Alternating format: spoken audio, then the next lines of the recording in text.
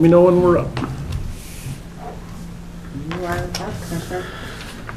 Bannock County Board of Commissioners is now in session, Tuesday, April 15th. It's been an adventurous day already with the gas link, but the best thing about today is my 36th wedding anniversary. So I know I'm a rookie compared to some of you in the room, some of you at this table, but happy anniversary, dear. To the same gal? Yeah, to the same gal. Okay, look at that. We'll start off with indigent business this morning. Chantel. Yes, Chantel Laulu with Indigent Services. The first case that I have for you is case number 2025-0030. It's an application submitted through Wilkes Funeral Home in the amount of $1,200. The applicant is the 20-year-old son of the deceased, a 44-year-old female.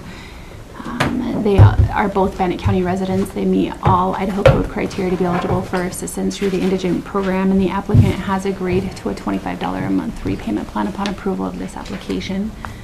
And the next application that I have for you is case number 2025-0031. It's an application submitted through Cornelison Funeral Home in the amount of $1,200. The deceased is a 78-year-old female, a Bannock County resident, does meet all criteria to be eligible for assistance through the indigent program. There is no responsible party available for repayment of this request at this time. Thank you. Any questions? I'd go ahead and make a motion that we approve case 2025-0031 and 0030. We have a motion. All in favor, say aye. Aye. Aye. Okay, thank you, Chantel. Stace. And Matt. Good morning, Bannock County. My name is Stace Garrett. I'm the District 6 liaison for the Idaho Department of Juvenile Corrections. I'm here to present Bannock County's annual report that is compiled with data from Matt Olson provides and that Jason Dixon and the clerks provide for the financial part.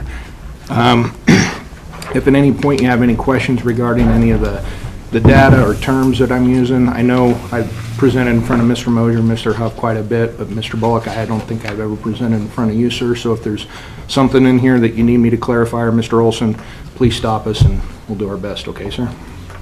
So if you'd like to turn to page 1, we'll just stop at the top left corner. We have youth arrests. This is ISP data, so we get it from the Idaho State Police. Last year, we had 761 arrests in Bannock County.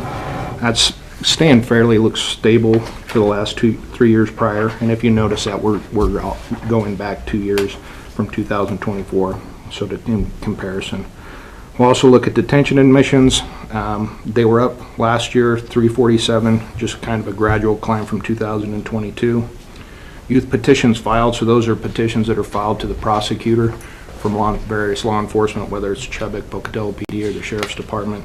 That was down 714. And those are broke down, if you look at the bottom charts, in felonies, misdemeanors, and status offenses. So last year you had 95 felonies. That's down quite, not quite a bit, but from the last 2 years. Misdemeanors are down 496, and status offenses are down 137. It's a good trend. The next page is just what an average kid looks like on probation in Bannock County. It's pretty typical for almost all 44 counties in the state of Idaho. There's a few outliers, but most kids are a 14 to 16-year-old white male.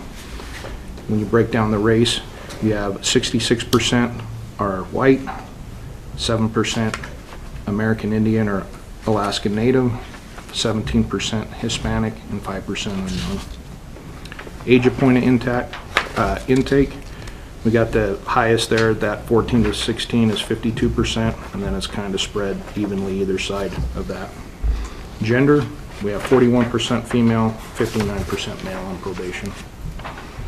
The next chart is just a one-day snapshot. We ask everybody, probation department, to say, what does your department look like on September 30th? So we just go to each department head.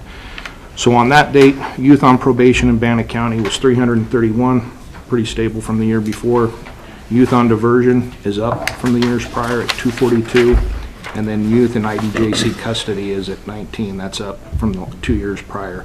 So that IDJC, that's the kid that's been sent, Judge Call is sent to one of our 3 facilities, St. Anthony, Napa, or Lewiston. So that's what that is there. Bottom left, we have hours of community service completed, 3,611, which is a phenomenal number of community service hours. They really do a comprehensive, really good community service projects throughout Bannock County. So it's just awesome. So we have restitution paid to victim is $26,759. That seems like a good number, but I don't know, because I don't know what the actual number out there of what's owing. So we're still, IDJ still is kind of contemplating this, whether we're going to put this on charts moving forward. We talk about it every year because it's just kind of a nebulous number. Is that good or bad? Seems good. Could, but if there's $1 million owed out there we don't know, then that'd be bad. There was, $27,000 and it's really good. So that's that number, though. That's what's been collected restitution-wise. Percentage of youth that recidivated over the 6, 12, and 24 months. So this is a cohort of a youth that were released 2 years ago, and then Matt tracks them at the 6-month mark at 9% recidivism rate, the 12-month mark 16% recidivism rate, and the 24-month mark 22% recidivism rate. Those are still good numbers. Anything below 30 is really good. So good job. The last page, we're going to look at funding sources. So that left chart, Juvenile Correction Acts funding, this is pass-through funding that comes from the state to you folks. JCA is based on your 10 to 17-year-old population. That money was $146,540. Your tobacco and cigarette, this money comes from the sales of your tobacco products in Bannock County.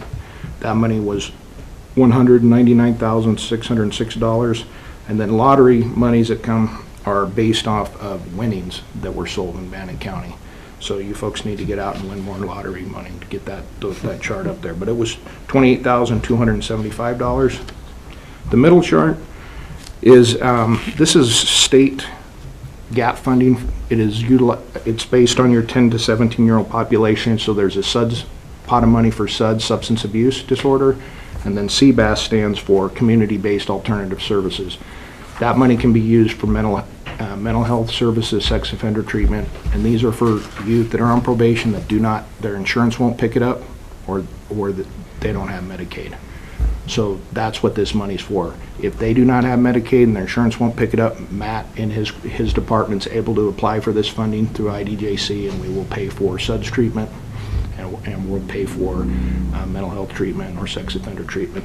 The bulk of the CBAS money is usually, most of our kids that are coming through on probation now qualify for the YES Medicaid program, so they're kind of covered with SUDS and with mental health treatment. The big push there is sex offender treatment. Nobody really covers that, so usually when you're seeing CBAS money like that, it's usually covering sex offender treatment.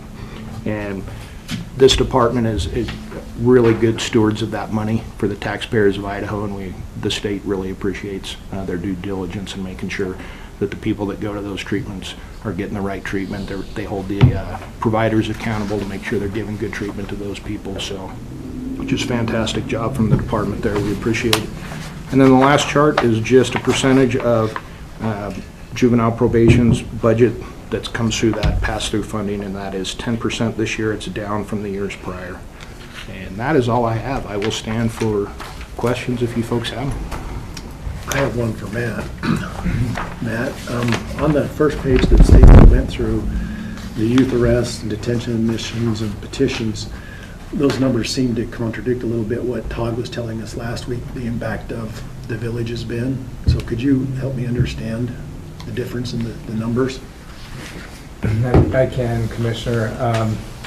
One of the things that I do is in our annual report, I look at 16-year averages of offenses, and that takes into account calendar year, whereas what Stace is reporting on is a county fiscal year. But so some of the information I'll share with you has to do with calendar year.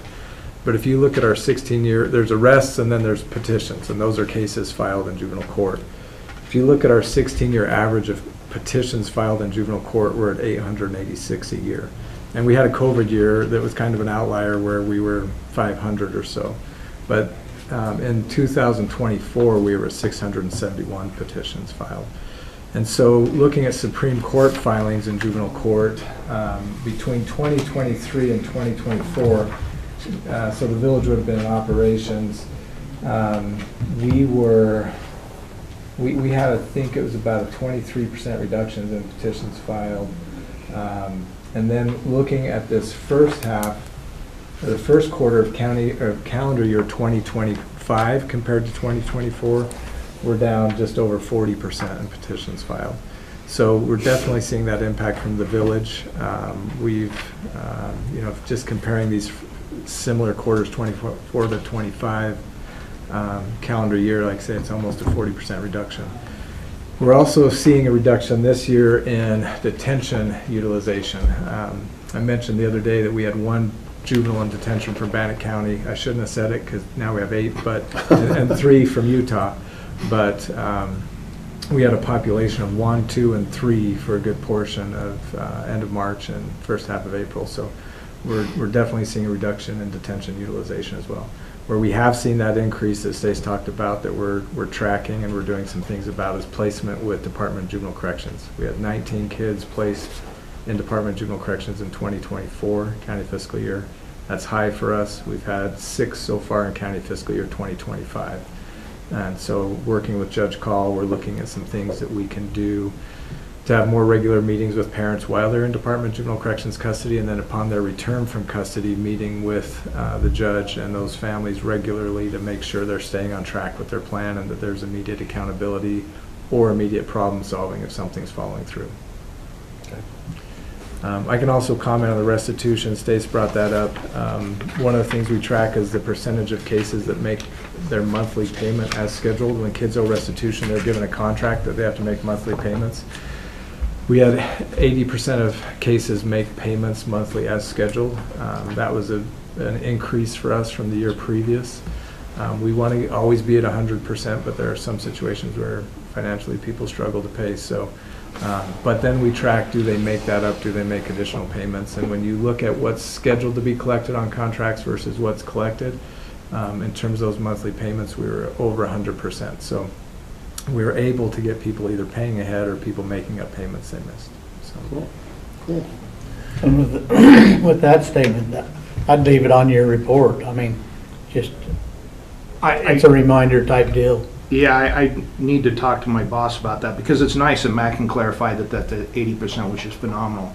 I'm just not getting that from my other counties, and so they're, But when you got this guy. When the bar's raised, we know where it's at. Yeah. So that's, I mean, I was a PO here at one time in Bannock County, and 80%, just anecdotally across the state, that's phenomenal numbers to get restitution paid out to victims. That is not the norm across the state.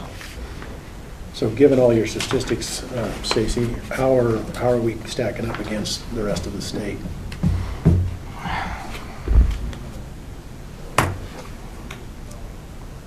I think you're about average for the size of your county, maybe a little bit higher in some not demographics, but stats.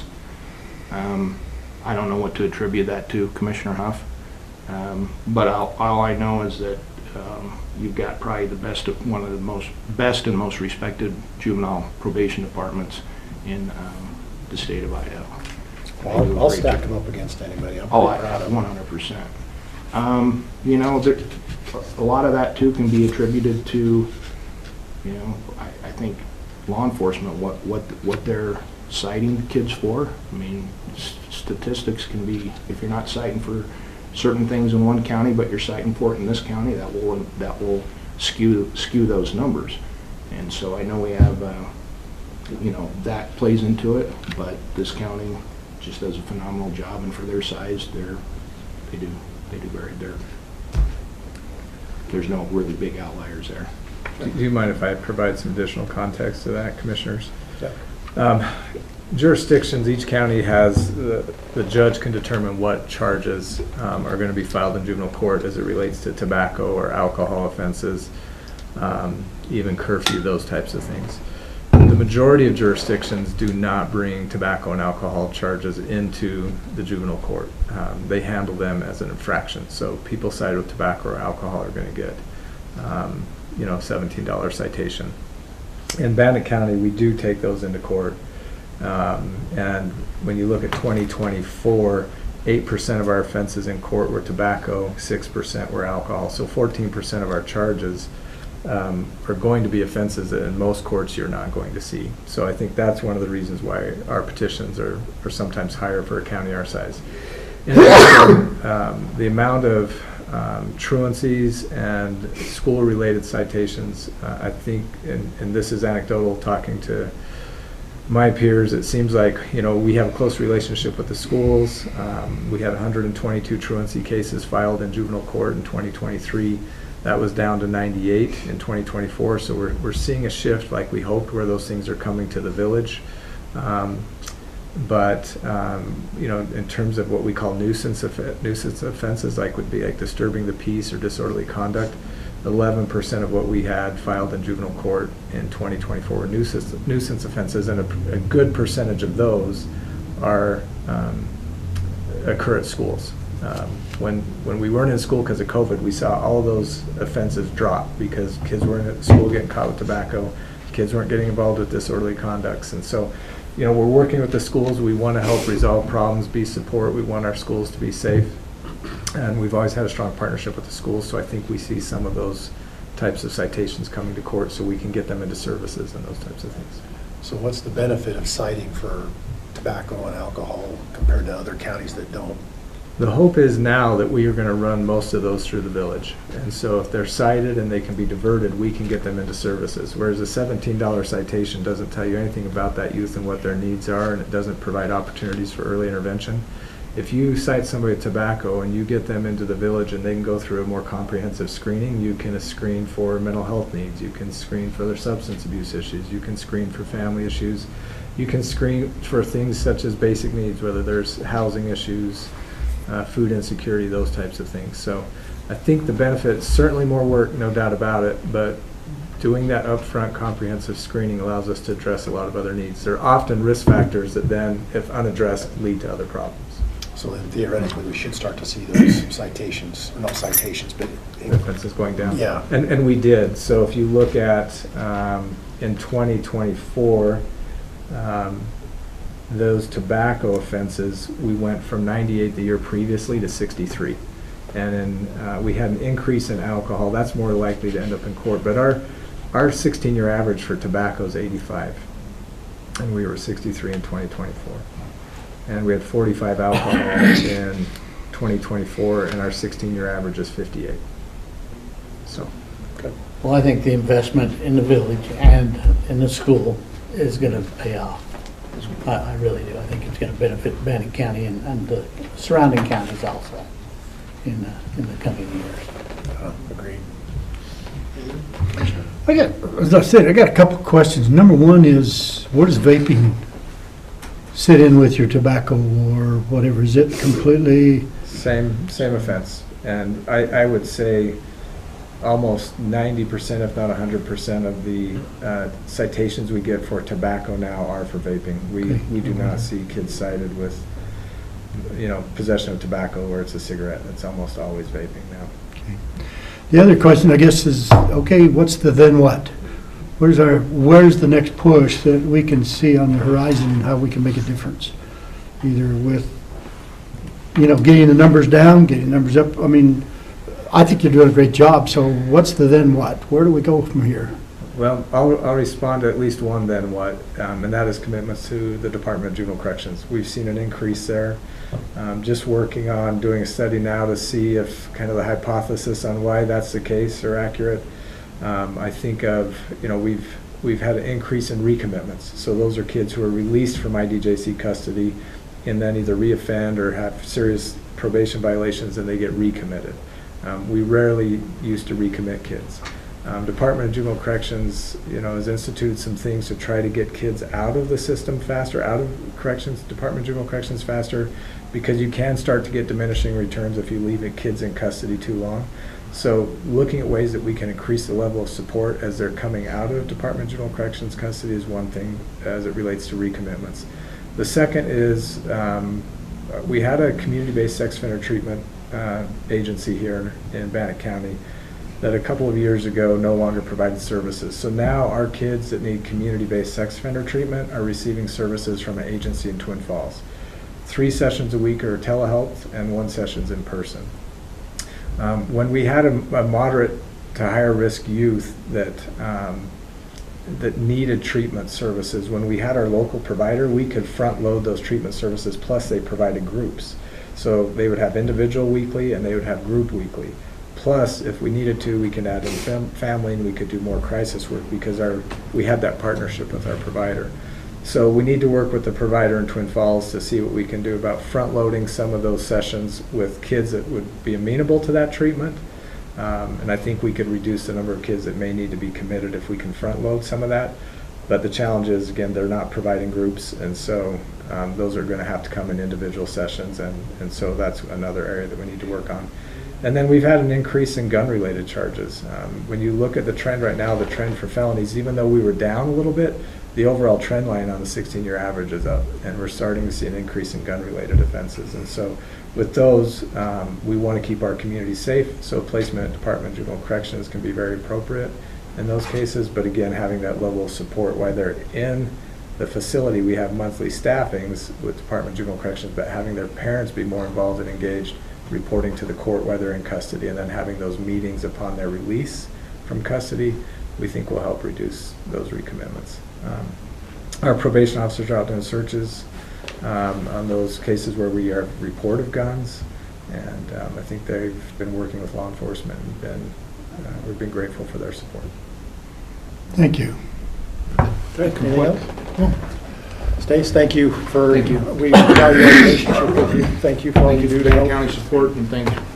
Okay, thank you, Matt. Good job. Thank you.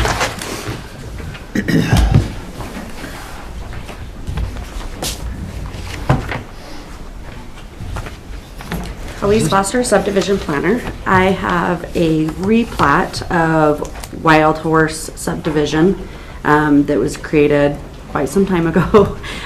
They are basically doing a lot line adjustment. There's currently 3 lots. They are adjusting it to 2 lots. They're on community wells already. There was no development that had to occur to create this subdivision. They are vacating 2 utility easements and creating it into 1. They have reached out to those utility companies and provided email responses from those utility companies that they agree with the vacation of those easements. So everything's good? You guys agree? The vacation's already happened.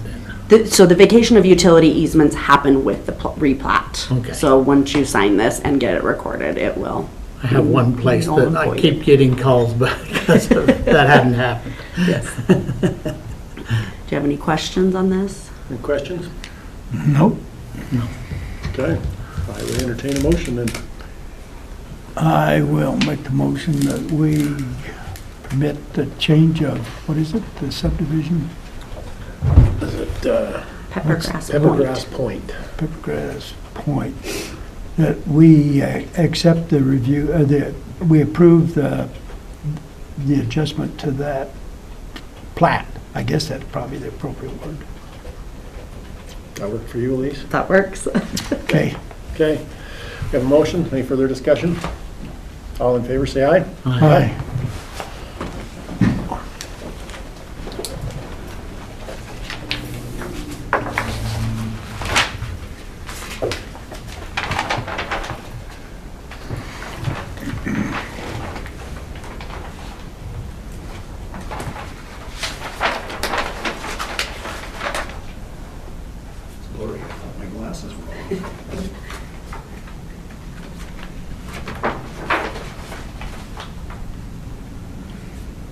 That's it. That's it. Thank you. Thanks.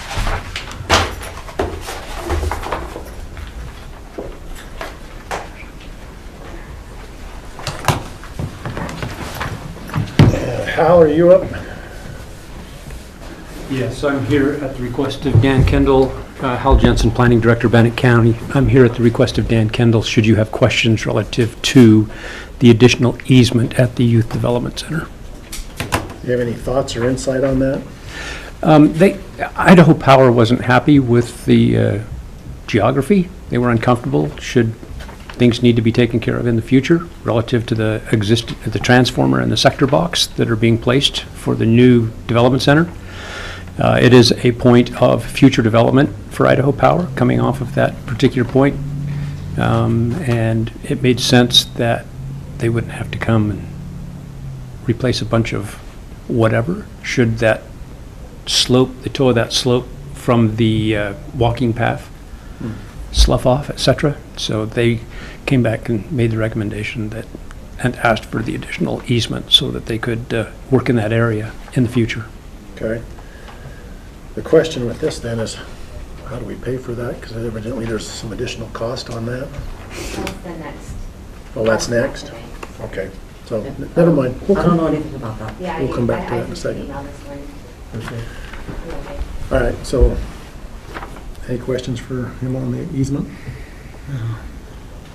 I'd go ahead and make a motion that we approve the easement for Idaho Power up at the event center. Okay, we have a motion. All in favor, say aye. Aye.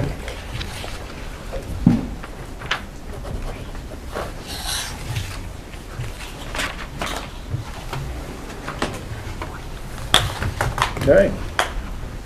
Ms. Clauser. Christy Clauser, Comptroller. Have the quarterly update for the board on budget to actual revenue and expenditures. When reviewing, I just figured I'd give you a few highlights. When reviewing, interest is coming in extremely higher than normal. We never know what interest is going to be, so when I budget for it, I am conservative in that approach so that we don't have to make cuts. We do have a year-end adjusting entry that I will do for interest based on outside investments that the auditors give us each year. So that number does change at the end of the year. We did have some miscellaneous revenue in the general fund come in for the capital defense money that I mentioned to the board. That refund of $81,000 that we didn't know, well, I didn't know we were getting. We received some other one-time monies that also threw that percentage a little bit higher in the general fund. Road and bridge, highway users, we only have 1 quarter to date in revenue received, so that percentage is going to look a little bit different. Most of our quarterly monies come in next month, well, in April, and this is reporting through March. The rebills, we do not have 6 months yet, so again, that number is going to look a little bit low based on the numbers that are in this report. Again, revenue sharing, we receive that quarterly. We've only got 1 payment to date, so that's not going to look like we're going to make revenue, but we should. Again, interest in the ambulance district, that's coming in really high. When you look at Fund 130, which is fair exhibit, that percentage is skewed a little bit because we brought those outside checkbook activity in-house, so now we're getting actual numbers, and it's coming in monthly instead of reporting those numbers quarterly, which is when we used to journal entry that in. Revenue for Parks and Rec, Fund 138, that's seasonal, so it's not going to look like we're getting revenue in, but again, it's seasonal, so we should start seeing that increase a little bit with usage of the facility. PILT is Fund 155. We get that money once a year in usually June, so that's going to show no revenue received. Same thing with snowmobile and waterways, those are seasonal revenues. Fund 170, it looks like we are almost at revenue capacity. That's because Bannock County pays their full portion once a year, and we've made that payment. So we're 77% of that revenue coming in. It's going to skew that percentage as to year-to-date revenues. And the last one I was going to point out was Fund 190, which is Bannock County events. Again, that one's seasonal. The only revenue in there is any run over from sponsorships or money that came in late in the fiscal year. So we should start seeing that revenue uptick as events start occurring. Well, with the announcement yesterday, 3 concerts in 3 days. That's hopefully we're gonna see some revenues. Yeah, and we won't see that ticket revenue until the concert occurs. So, any questions on revenues? Any concerns other than the things you pointed out? Nope. I have a projection spreadsheet that I keep track of that I do monthly, and it projects out all of our revenues look like they're going to come in that we need them to so far. On that interest, do we just put that in the reserves at the end of the year? Yeah, it'll just roll into reserves. As far as expenditures, I just went through again a couple highlights. We did do the budget revision. If you look at commission budget, we did do that budget revision and moved $35,000 from A down to B. So that's going to make your percentages look a little bit different. The coroner's budget, their percentage looks way underspent just simply because they have $300,000 in capital that hasn't been spent. So as you're reviewing all of these, if there's unspent capital or if the department is seasonal, it's going to skew the percentage spent to date. Whereas right now we are at March, which we should be at about 50%. But again, if there's capital or if it's a seasonal department, you're not going to see that 50%. County operations look like the percentage looks a little bit higher, but that's because we paid the juvenile facility bill in full. So that's that'll skew it. Same thing with IT.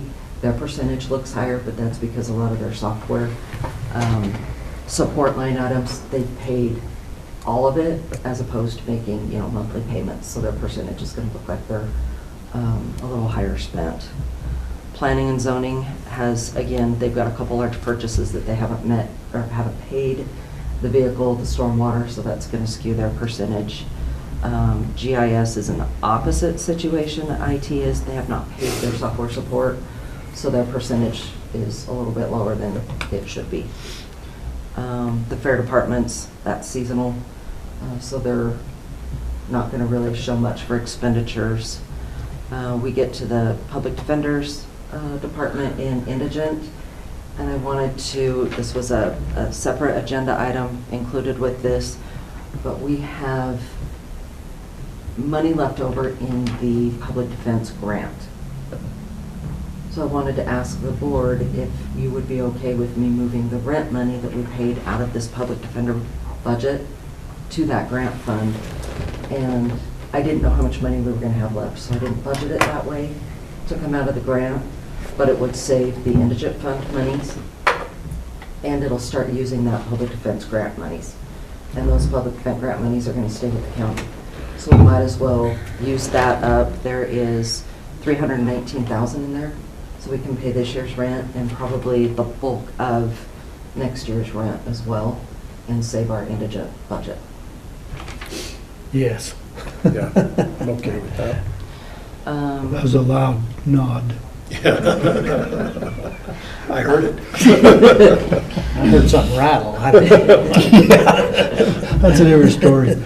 A couple more seasonal departments, appraisal, mosquito.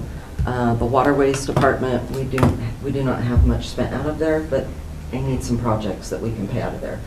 If the board would give me permission, I can try and work with Scott and see if we've got anything else at the reservoir. Or if you have someone else who would like to take lead on that, feel free. No, I wonder about our meters.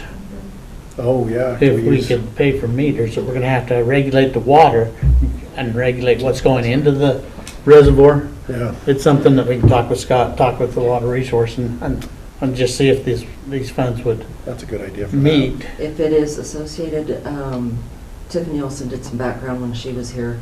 If it was related to that reservoir and keeping levels and items similar, then it should It would be qualify. monitoring Yeah. the amount of water going into that reservoir. Yeah, I'll get and with Scott. and Those talk are about anywhere that. from $4,000 to $6,000 each, the monitors, so.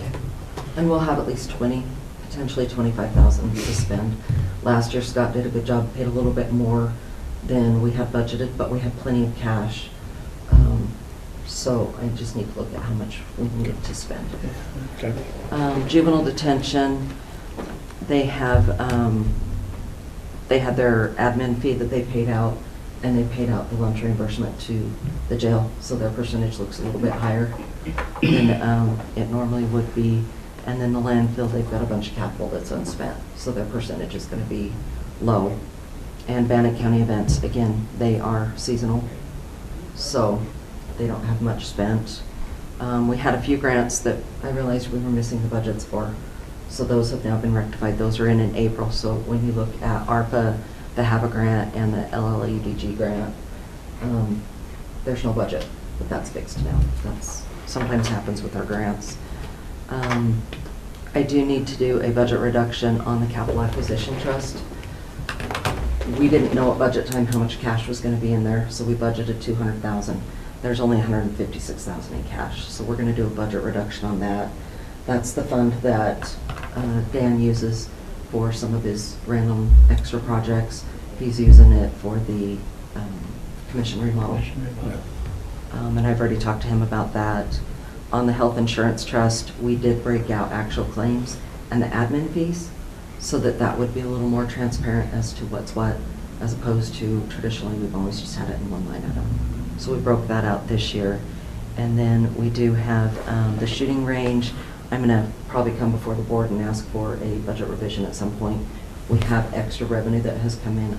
We just didn't do a very good job of budgeting that last year. So that will be an adjustment we need to do mid-year. So, any questions on that?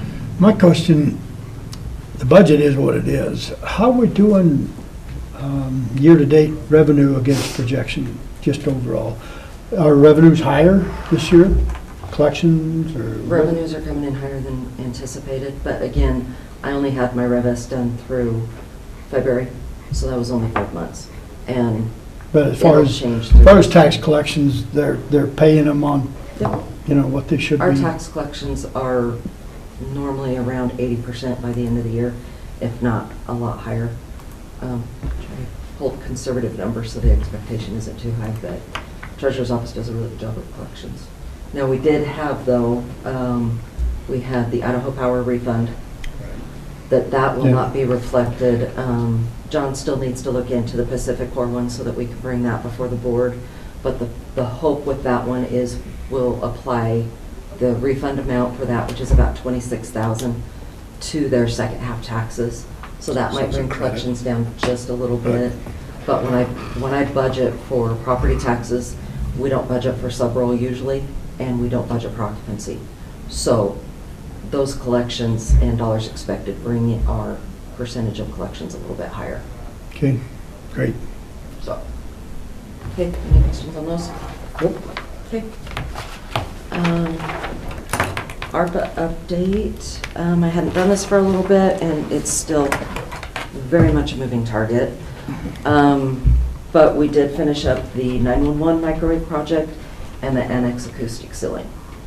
So those two are highlighted on the right under comments as completed, and then I'll move them to the bottom.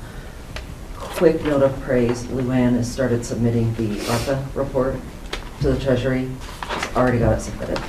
So kudos to her, because I don't have to deal with it, and she busts right through it. So, for a couple of the projects that they're working on, the YDC building, you approved a change order, and I did move the funds from that contingency amount of $245,000 into the contract amount since it's formal. So that dollar amount is changed when you compare this to prior reports. Remaining in the contingency is $239,990.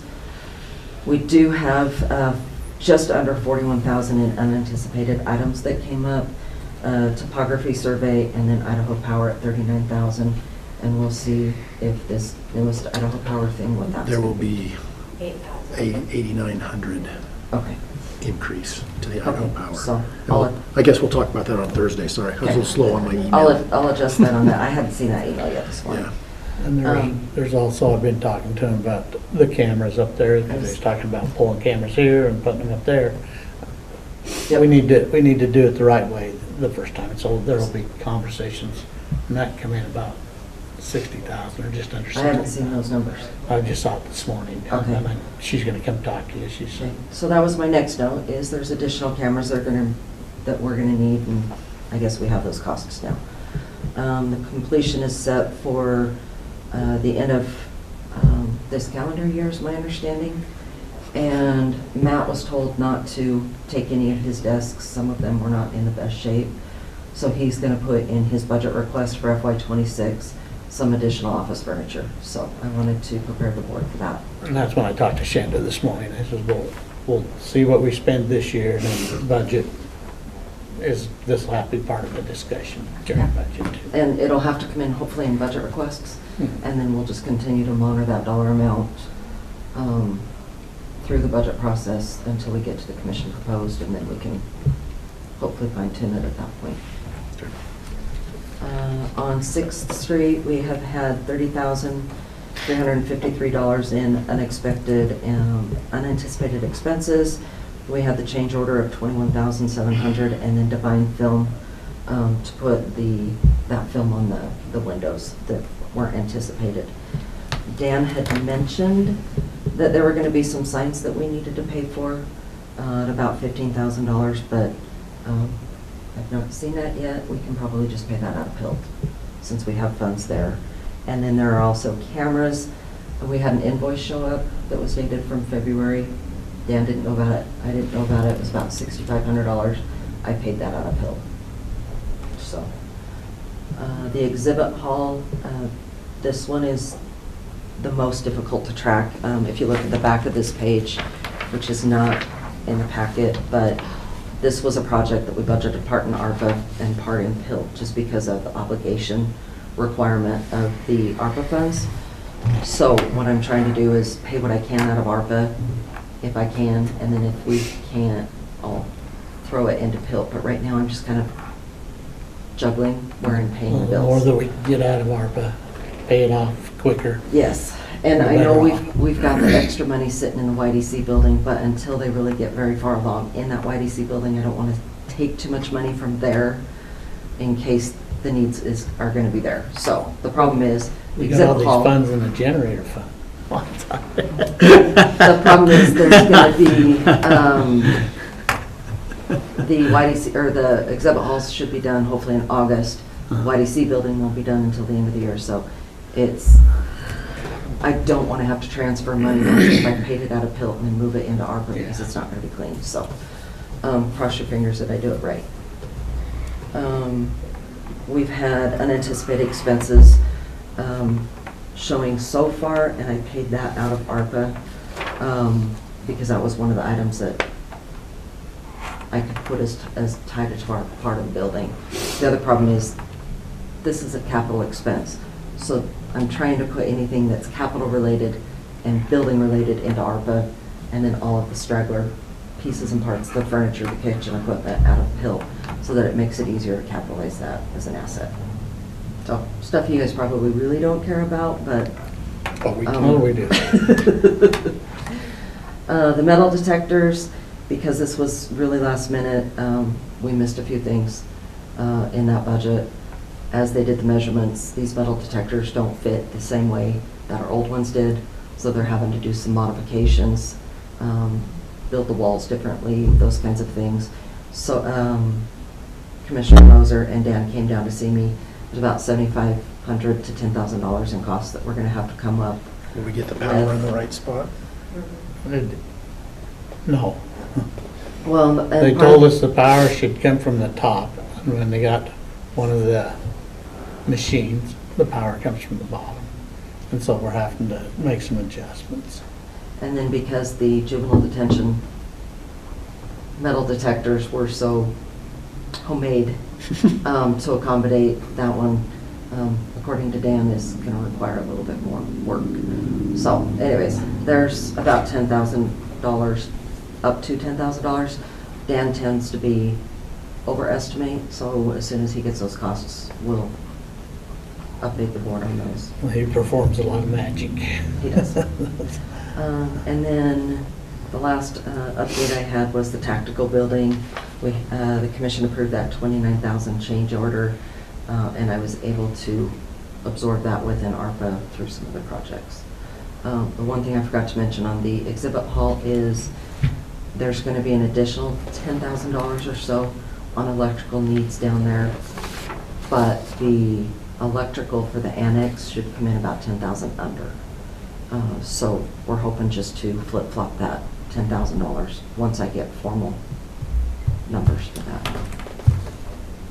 So hopefully that made sense. Well, and thank you. It's amazing to me, I mean, the amount of projects we got going on. And like I told Shanda this morning, I'm building my garage, and then you do the electrical, and then you do the asphalt, and you do, I mean, there's always the extras that you didn't think about right off, but once you get started, to make it right the first time, you do it.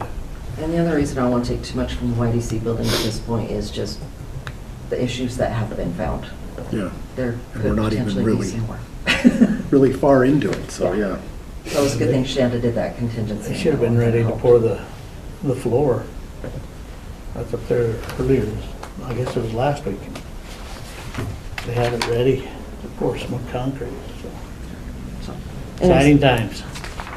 Those are Okay, my items. thank you. Way to keep juggling the balls. Appreciate it. I do appreciate the information. Yes, thank you very much. Do you have anything, Kim? Nope. Okay. We have a public hearing notice for the vacation of platted road. And so we have a petition to vacate a road, so we need to do a public hearing on that. Any questions on this public hearing notice? And I'd move that we approve the public hearing notice as included in the packet. All in favor, say aye. Aye. Then we have commissioners' proceedings. What is it? Certificate of residencies and commissioners' minutes certifications. The proceedings are for March 2025, and the minutes are for April 8th and 10th, and April 15th. Any discussion on those items? No. We entertain a motion to approve those items. Go ahead and make a motion to put signature on the commissioner's proceedings for March 2025 and the consent agenda. We have a motion. All in favor, say aye. Aye. And with that, we are adjourned for the day.